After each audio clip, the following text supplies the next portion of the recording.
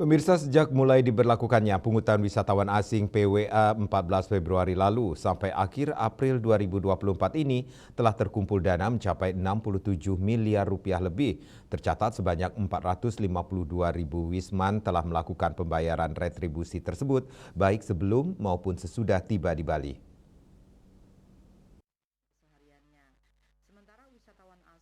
Untuk memaksimalkan pungutan wisatawan asing sesuai Perda Bali Nomor 6 Tahun 2023 tentang pungutan bagi wisatawan asing, Dinas Pariwisata Provinsi Bali melaksanakan sidak, monitoring, dan evaluasi ke sejumlah daerah tujuan wisata.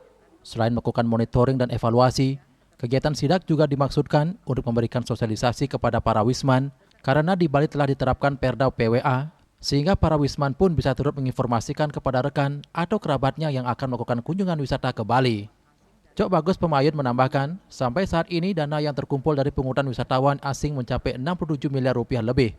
Untuk mengoptimalkan program tersebut, pihaknya terus membangun komunikasi dengan seluruh stakeholder pariwisata agar terus mensosialisasikan adanya pungutan bagi wisatawan asing sebesar Rp150.000.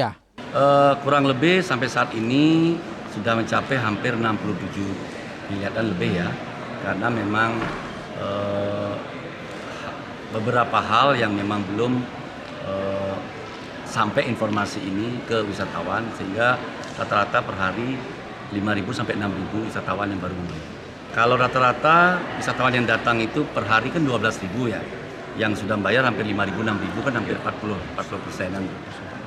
Tentu yang pertama kami senantiasa berkomunikasi dengan teman stakeholder pariwisata agar betul-betul informasi ini sampai ke wisatawan yang akan datang ke Bali.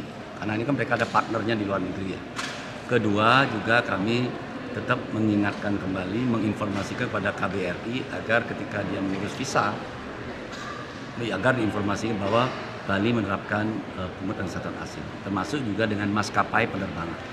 Dan juga kami minta mohon bantuan juga dari media untuk menyampaikan juga PWA ini kepada calon wisatawan, baik itu domestik, baik itu di lokal Bali, media maupun di nasional dan internasional. Kegiatan monitoring sebelumnya dilaksanakan di Uluwatu dan Gua Gajah. Untuk selanjutnya monitoring akan dilaksanakan ke daerah tujuan wisata DTW Tanah Lot dan Bedugul, mengingat banyak wisatawan yang berkunjung ke DTW tersebut. Acara monitoring juga akan dijadwalkan ke seluruh DTW yang ada di kabupaten kota se-Bali. Sukma, Bali TV.